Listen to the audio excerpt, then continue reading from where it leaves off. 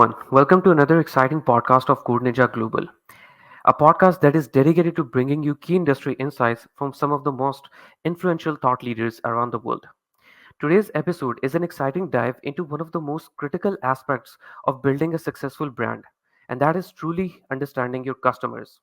We're joined by someone who has been at the forefront of consumer insights in Middle East, helping brands decode consumer behaviors, adapt to the trends, and stay ahead of the curve in an increasingly digital world. Our guest today is Mr. Warris Ansari, CEO of Muhimma App, a platform that is changing how consumer brands, retailers, and even public sector gathers and use data to stay ahead in today's competitive market. Mr. Warris, welcome to the podcast. It's an absolute pleasure to have you here. How's everything with Thank you? you for having me. It's a pleasure to be here. Great, great. So I'm going to dive right in. Okay. So starting off, we would really like to discuss about a really fascinating career that you've had. I think nearly 3 decades now, right? And spanning multiple industries, you've had held leadership roles in technology, marketing, and even managed services as well. With that, what inspired you to make this shift to a data and insights platform after such an extensive career in other sectors?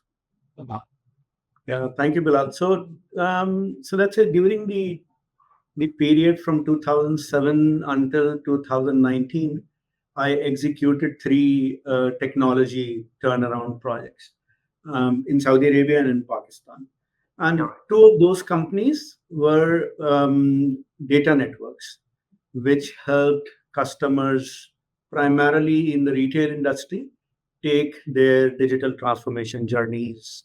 The customers included um, banking organizations, grocery retail, fashion, and what have you. All So right.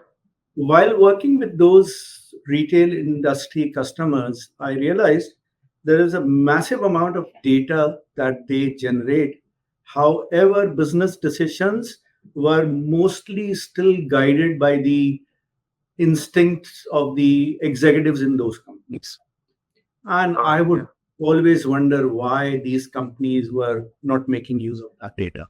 Now, fast forward to 2019, and I was introduced to the investors of Muhimma by a um, by a common friend. And when I heard about what they were trying to achieve in terms of getting consumer insights from using gamification for retail brands, I spotted that as an opportunity where I can roll up my sleeves and start adding value based on data for brands that we use every day. And I said, and by that time I was already becoming very comfortable in my role. I've always believed that staying in your comfort zone is never a good idea. So I said, let's Exactly. take Yeah. this jump, Yeah. and that's what brought me to Mohimma. All right. All right. Yeah. So that means you've already had a pretty extensive how should I put it, like a career where you've had experiences with different kind of industries that have helped you get into this because you knew how all these different industries were working and you knew how the data was not being leveraged to its full potential, right? Correct. All right, great. That's great.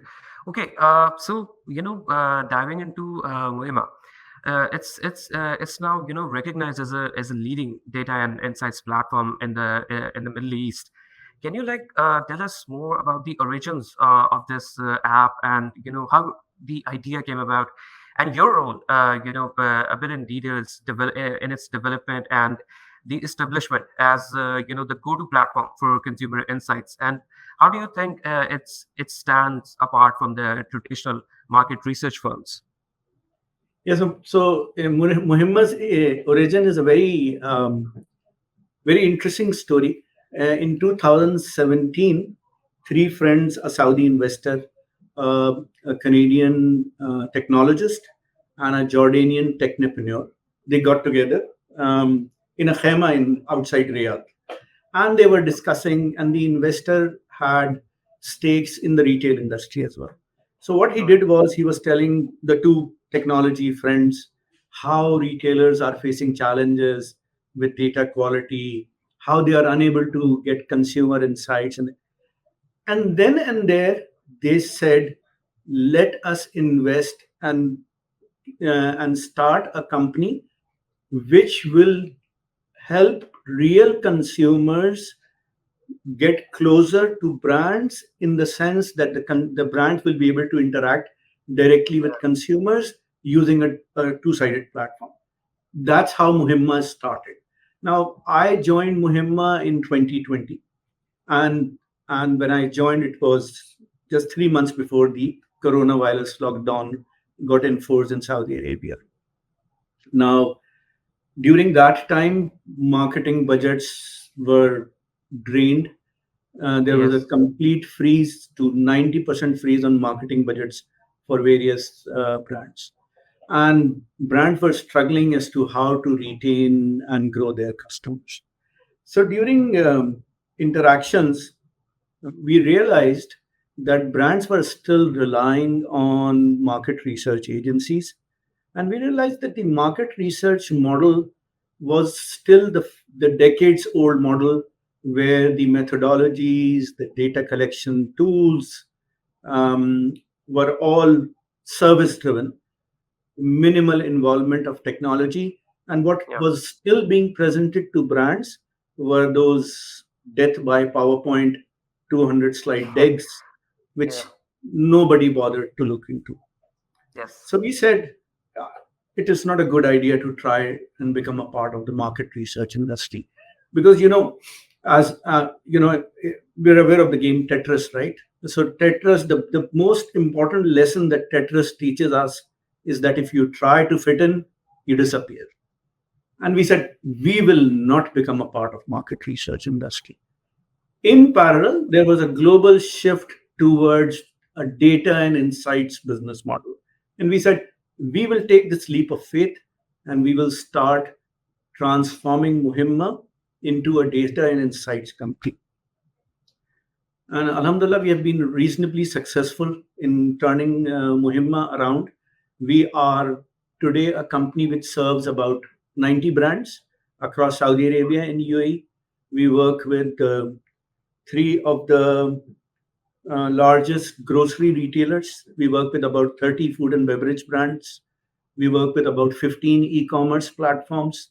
All right. We help them. We have built a community of about 1 million active consumers across the region, and a technology platform where we have invested significantly, and it helps our entire value chain of data collection, data analysis, and then generating insights. That's fascinating. I was actually going through the journey of Muhimma, when it started back in 2017, and there was this very interesting term that I came across. It was called busy bees, getting to real consumers. Can you give our viewers just a little background of what this term really means and how Muhimma was leveraging this? Yes. So, so what we observed was that market research industry operates on a approach called panel. Now, Yep. panel are people who go online, register with different platforms, and start filling out the surveys. Now, the that's the default model that the industry operates on. Yeah. The challenge is with the panel is, first of all, you cannot ascertain the identity of who is responding as whom. So there's a lot of impersonation. So you and I can go in and we can sign up for a survey, and then we can, if it says you are you do not qualify to take the survey, you can go back again and register as a female, different age group, and take Yeah. that survey, right? So Right. data quality was suspect, which is why brands wouldn't believe. So we said, what is a better way? We said we will take the crowdsourcing approach to consumer insights. The crowdsourcing approach is very prevalent in other sectors. We all know the Uber and that model. Exactly. Yeah. Yeah. So what we said is we will pick up real consumers who have some extra time and who are willing to share their experiences related to usage and purchase habits of different products and services. So we started signing up real consumers, and we took the community approach. So today, the community that I'm talking about is what we call the busy bees. The Okay. community members are called busy bees. They help brand, they participate in different tasks and surveys, and then they help brands understand the why behind what they are doing. Right. Right. Very nice. Okay. So, and this, this concept is still, implemented in Muhimma even now, right? Absolutely. Since its inception. That's fascinating. Yes. Right. Awesome. All right. So I'll dive into market research, primarily in e-commerce. Hmm. So, in today's fast-paced e-commerce landscape, and we know that consumer preferences, they shift like quicksand, and technology is advancing at a very breakneck speed. We have trends, they're changing by the minute, and with that, I believe, the importance of market research has never been more pronounced. From your experience, how do you think that an insightful market research, can empower the e-commerce brands, can decoding consumer behavior, illuminating the intricacies of customer journey, and ultimately, enhancing the shopping experience in the way that resonates deeply with their audience.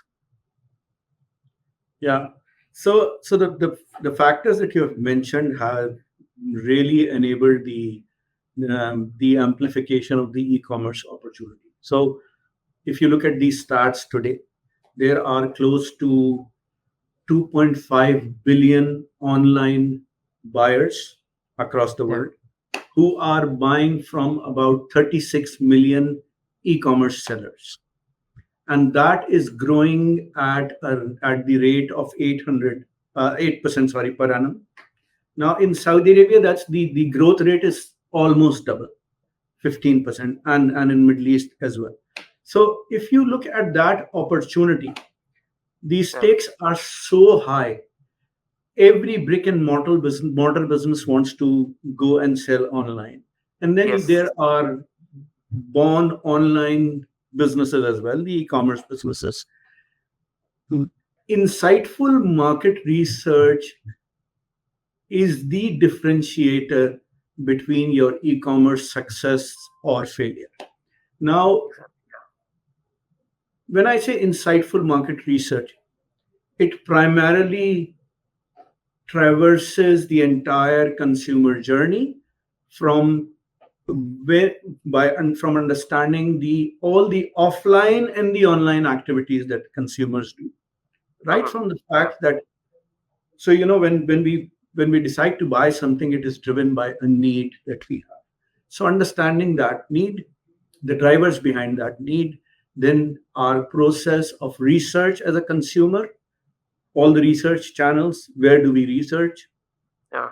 then we shortlist brands, what are our shortlisting criterias, both commercial and functional, and then when the actual purchase happens, and after purchase return or replacement. So, insightful market research covers all these aspects to fuel Absolutely. the growth of e commerce. Now, we often Absolutely. get queries from both brick and mortar brands and e commerce brands. We have invested in a fascinating application, and when you look at their application, you go, wow, this is beautiful. The Yeah. experience, beautiful, everything. But I'm not selling, and I'm investing a lot of money in marketing, but I'm not selling. So we have done several analyses on for different customers, and we run our own trackers as well. I'll share some very interesting stats with you. So, like you said, because of the proliferation of technology, consumers are spoiled for choices, right? Yeah. Yeah. So Yeah. so up to 40% e-commerce journeys die before they reach the shopping cart stage across Okay. the board. And I'm telling you an average, which means in several cases it's much more than 40%. Now, All right. when customers are able to reach the shopping cart stage, the basket, um, about 52% of them dump their shopping carts. So there's a big drop before reaching the basket, and when they reach the basket, half of them are then dumped. Now, how do you as a brand understand who was the customer who I lost before reaching the basket? Which customers did I lose during during their shopping cart um, fulfillment? Why did they go? Where did they come from? And where did they go when they abandoned my basket? All right. Those are the challenges that we are helping consumer brands, e-commerce brands address, and through this, customers are able to offer an experience which customers want, and hence increase their e-commerce sales. Right, right. Because I believe, you truly needs to understand the full customer journey from the moment, where they come onto your website, from the moment they start looking for something, and, then getting to the cart. And if they did buy it, then great, that's success. But if not, then, trying to understand, where you actually lost them and why you lost them, what they Yes, were really looking for, and I think that's where market research can really help you understand uh, absolutely. why we are losing customers. They come to our website, but why are they not getting to the cart? What are they looking for? And what specifically they might be looking for? So yeah, I think that's I think where market research can play a very good role. Yep. So, even though you mentioned this just a while ago, one thing that really stands out for my is the innovative crowdsourcing approach. To gathering real-time consumer insights. It's brilliant, and now particularly in Saudi Arabia with Vision 2030, aiming to boost economic growth and innovation. And as this economic, activity ramps up, how do you think that the crowdsourced insights will play, a pivotal role in helping businesses adapt and thrive in quite a rapidly changing landscape? Yeah, I think that's a very good question, because Saudi Arabia today offers a unique opportunity for most product or services Yeah. wherever they come from around the world.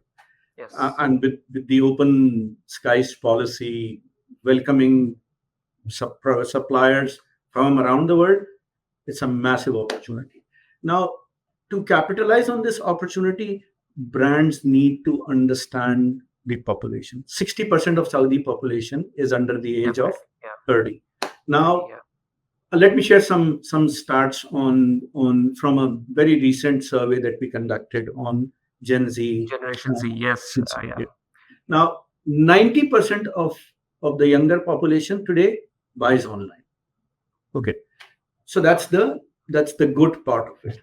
Now, what are the challenges? Um, 40% of Gen Z, they say we have a different personality online than who we are in reality. Now, how do you address this challenge? Then about 40% of them say, 45% of them say, we do not trust advertisements coming from brands. Correct. Now, how do you improve your advertisements to become believable? Another stat, um, 84% of online buyers say they are skeptical about the illegal use of the information that apps and online platforms collect from us. Now, and this skepticism is growing in different segments.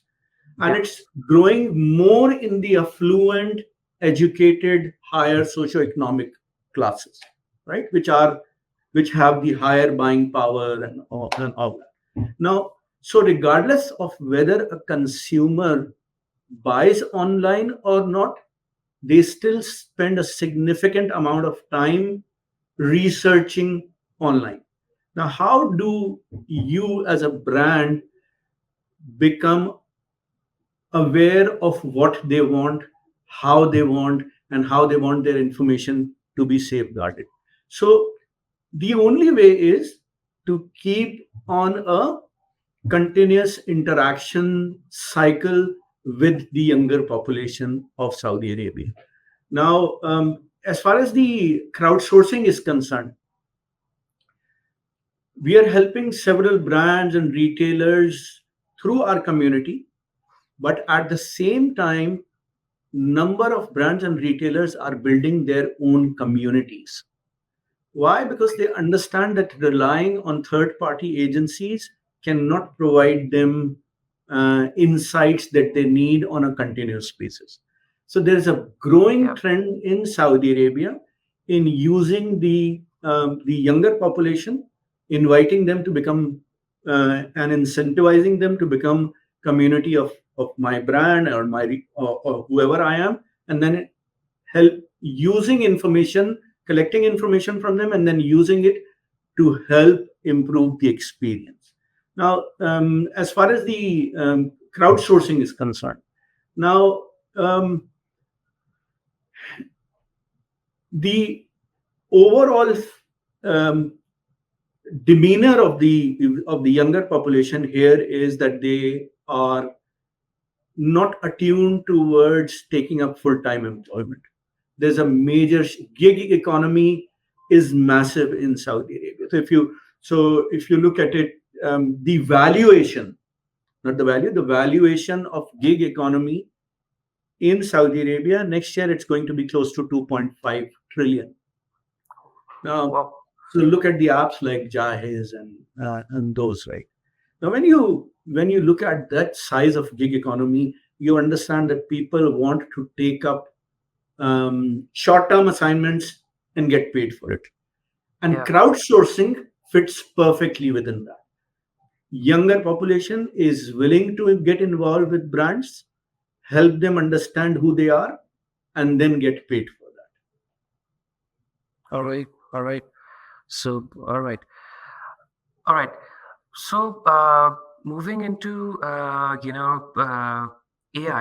Let's talk about the integration of artificial intelligence. It's just one thing that we cannot run away from. Whatever industry you're having a discussion about, AI is going to be there. Hmm. And it's changing the game in the market research, and with a more nuanced understanding of consumer behavior. It's just only a beginning.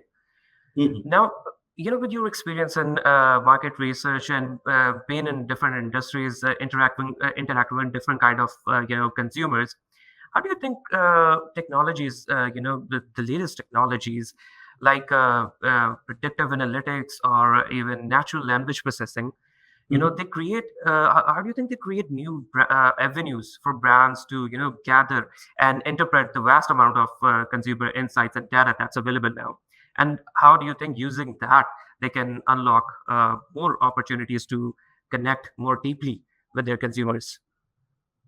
Yeah, like you said, it's you cannot evade AI or regardless of which industry you are in. Yeah. Now, the democratization of AI is helping brands as well. So earlier, technologies that could only be afforded by very large brands are now available to smaller brands as well. And the ability to fine tune those insights and to create custom solutions is helping brands. All that Yeah. you and helping brands of all sizes, all budgets, at a fraction of the time that it would take earlier to come up with solutions, right? Right. So now if you look at, for example, AI tech, from a market research standpoint, you have to be very careful in terms of two things. First, which AI are you going to use, and which use case are you going to put it to? Now Okay. let me elaborate that point with a couple of examples. Now, so let's say large language models. Large language models from a market research perspective are particularly good when you want to process large volumes of data, such as in-depth interview, qualitative data, Mhm. in-depth interviews with consumers, focus groups spanning over several cities, hours and hours of recording and that. So large language models are very good at inferring insights from those qualitative data. Yeah. Now, if you look at quantitative data, which is the dominant um, go-to methodology or practice of the market research industry, machine learning related technologies do really well. So you want to quantify data, you want to do predictive analytics, you want to do time series analysis of consumer behavior, and then say, based on this analysis of the past 12 or 18 months, this is how the consumer is going to behave. Machine learning models are doing well. So models, so qualitative and quantitative data. In my humble opinion, I think market research companies which develop the ability to combine both models, solutions like LLMs and machine learning, will be able to win the game in the short to medium term. So for example, today we are helping brands conduct focus groups, which all market research companies do. But then what we do is we use LLMs to help rank and segment data, and then we feed that data to machine learning models in order to do infer insights, KPIs that are both measurable and trackable. So if you develop that ability as market research to first understand what's the technology that I'm going to use, what's the Yeah. use case I'm going to put it to, and how can I combine multiple technologies to infer insights from my customer, that's where the magic happens. Right. Right. And I think right now, when the digital transformation is at a very unprecedented pace, and the consumer behaviors are changing overnight, I believe it would be very crucial for market research companies to get into this as soon as they can, right? Yeah, so digital transformation is a, when you talked about digital transformation, I was smiling. Why? Because I've spent all my career in the technology industry, right? Digital transformation, in my humble opinion, is the most exploited activity that Yeah. technology companies have used to sell everything from cloud computing to AI to what have you, right?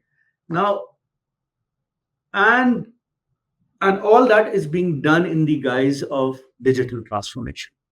If Right. you think of it from a retail industry perspective, right, the industry where we are primarily operating, you take a step back and you think, what is digital transformation?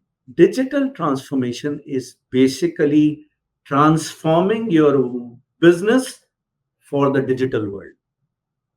Now, when you look at transforming your conventional business for the digital world, Yeah. the uh, fundamentals of business still do not change. Your business transformation still has to be around your customer, and your transformation still has to pivot on data. Now, with that premise, if you look at digital transformation, it is best achieved if it shadows customers' shopping journey. Now, so our research says that 51% customers buy both online and in store. Now, if you look at Right. it, um, you can generate insights using technology for a more profitable brand growth. However, the when you look at areas like, for example, when you look at digital transformation as its journey and pick up Yeah. different areas of digital transformation, you realize that rather than a project, it's a journey where you go from physical to email to online without abandoning physical. So the concepts like phygital are very important. Um, Introducing technologies such as AR and VR, and then enabling the customers who are very tech savvy, who are willing to use those in store technologies, online technologies, and then collecting data and using big data analytics kind of solutions to improve the customer experience would probably be the best case for a digital transformation success. Moving on, the numbers, coming out of reports, with different research and surveys around Saudi Arabia are like truly amazing. We're seeing a massive push towards this digital transformation, and it's not just underway; it's accelerating with a very rapid pace. AI, artificial intelligence, nearly 40 billion in AI investments is expected to come to Saudi by 2030. I was reading another report, where it was mentioned that $320 billion AI is expected to contribute to the economy of Middle East, and 135 billion alone is expected to come from Saudi Arabia. uh, you know, uh, we can clearly say, it's changing the game for almost every industry in, Saudi Arabia. And when we talk about, the e-commerce industry in Saudi Arabia, they've clearly become a hub for digital commerce, and with that, we're also seeing that in a bid to push for more adaptations towards digital transactions, and they're making sure that the fintech sector, in the kingdom, keeps pushing towards that, and where they make sure that online transactions are more and more adopted. Well, we know that more and more businesses are now shifting towards online shopping. That would mean, of course, now we have more data, not just through e-commerce website, but we have through product reviews. We have through social media, reviews from there as well, and tons of data available. How crucial do you think it is for the startups, especially in the e-commerce sector in Saudi Arabia, to leverage these AI powered marketing insights? In your view, I mean, like, how do you think that these insights could not only facilitate entry into this dynamically changing market, but also create a tangible competitive edge? Yeah, so when we talk to brands every day, right? And one of the areas where they are most in gray about is marketing spend and social media. Now, the conventional things that consumer brands use, the conventional tools that you use are click through rates, blah blah, Yeah. which are not effective, right? They do not tell you um, they do not tell you how and well is the advertisement is received and so on. So one of the research that we did was said that 52% of advertisements are never seen by target customers. So whoever is your intended audience, half of them your advertisement doesn't even reach. Now, how do you fix that problem, right? Whereas social media marketing advertising keeps becoming more and more expensive. That's where tools like AI come in very handy. So I'll give you the example of one of the solutions that we have built for retail brands using AI. So every retail brand, they have they pivot their strategy on segmentation. Right? So, who Yeah. are the market segments for my product or service? Which are the ones which I will target most? How am I going to target them? With what messaging on what social media? Right. So that's a defined strategy document, and they start executing it. While creating advertisements for social media, brands often forget what was the intended purpose of it, right? Because the Saudi Arabia is the biggest battleground in some sectors, such as grocery retail, for example. Yeah. What we do is we pick up a brand's social media advertisement and we say, okay, these were your objectives. And we feed, so we have built an AI engine, which we feed the ad to. And then we say, these were your intended objectives. And this is the analysis of the ad. And what is the delta between what you intended to do with this ad and what did you achieve? What kind of audience you were aiming to target and what kind of audience interacted with these advertisements. So using AI in solutions like these really helps brands streamline their marketing activities, get better ROI, and then improve on how they want to reach their customers and position themselves. Right. Right. Mhm. Right. So let's. I'll move into the last segment of this podcast. So let's talk about the future of market research. In e-commerce. Looking ahead, as we see AI and market research will continue to evolve together. And where do you see the next big shift happening in e-commerce, and how can businesses be more prepared for more personalized, hyper targeted insights as Saudi consumers keep becoming more and more digital savvy, and doing all that while making sure that the strategies align with the cultural and the regional nuances of the local market in the context of Vision 2030. Its goal being to create a knowledge based economy. Yeah, I think you should look at the next big shift from how it is going to evolve in the near term and in the longer term, because you're talking about Vision 2030. So in the near term, I believe success or failure will be determined by how well brands offer the omni-channel experience. And by that, I mean understanding their customers and then enabling them to buy, return, and exchange from whichever physical or online channel they want. Right now, it is still operating in silos at most brands. So, although omni-channel is not a new concept, but if you look at it on the ground, seldom implemented.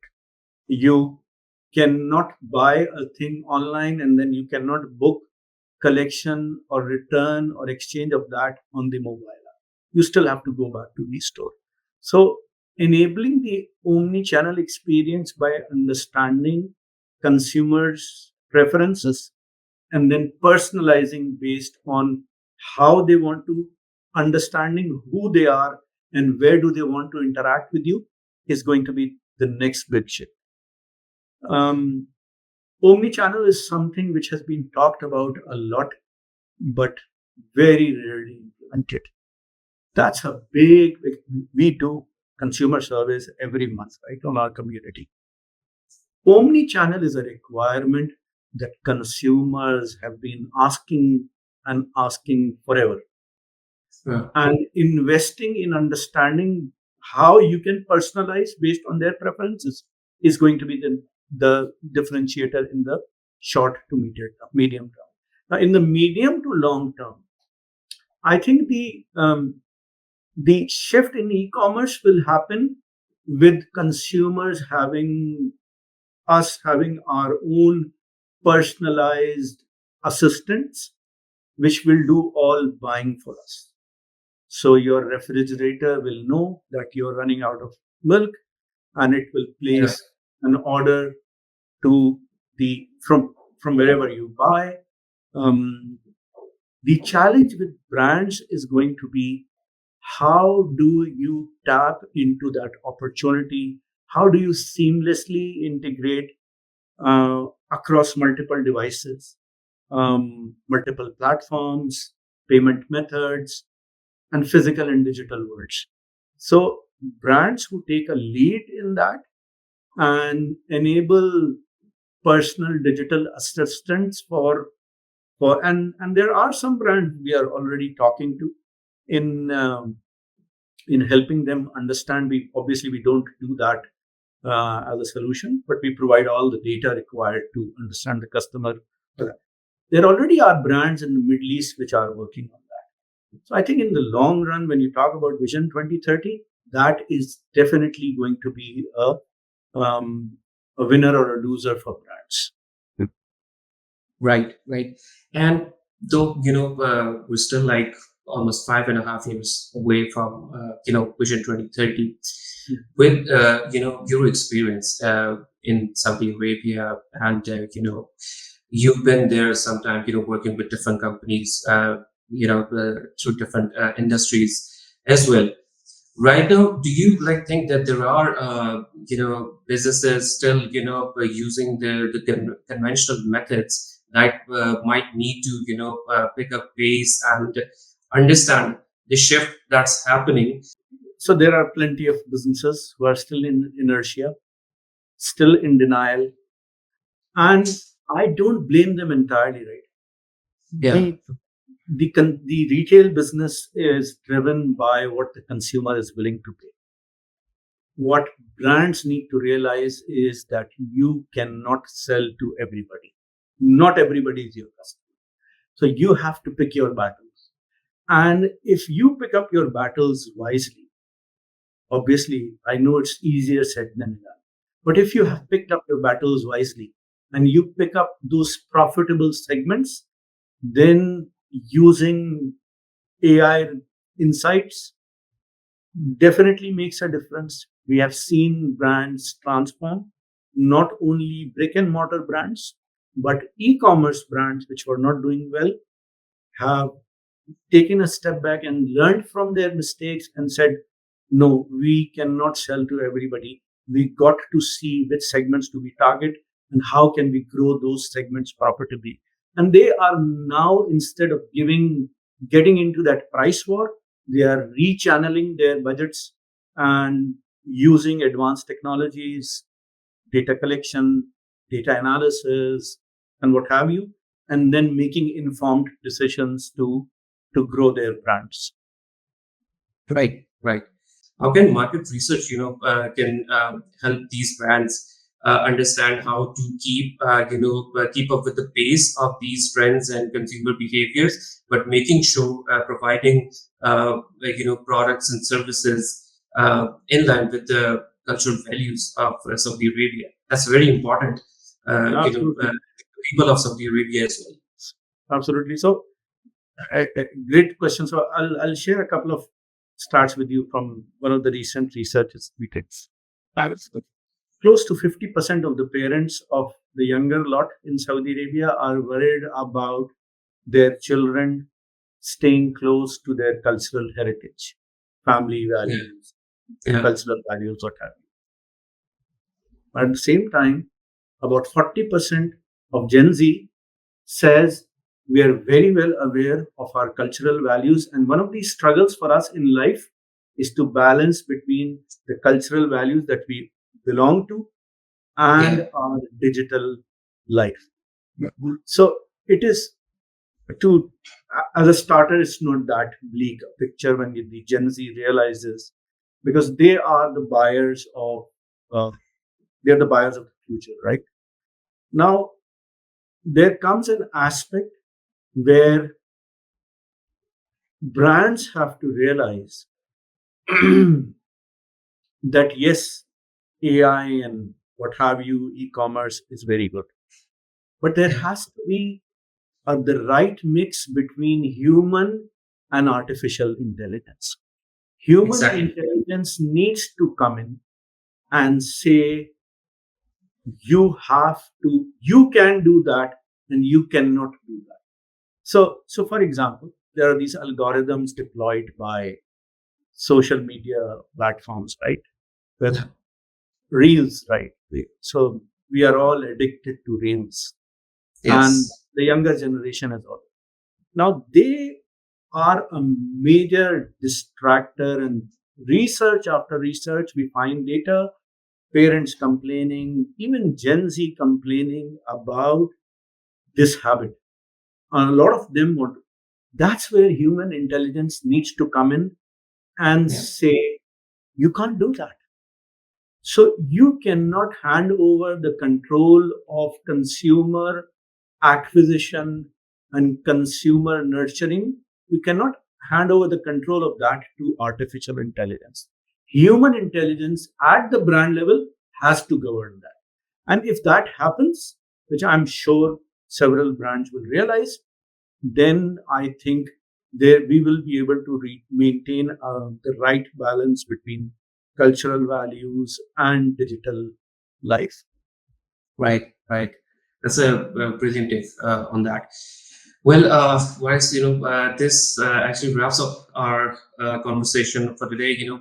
We have learned, I have learned so much about this, evolving landscape of market research and how important it is, and not just to see this thing for the next 5 to 10 years, even in the next 1 or 2 years, we're going to see big shifts, and market research is, I think, what's going to play a very, very crucial role in brands to stay in the game and getting competitive advantages as well.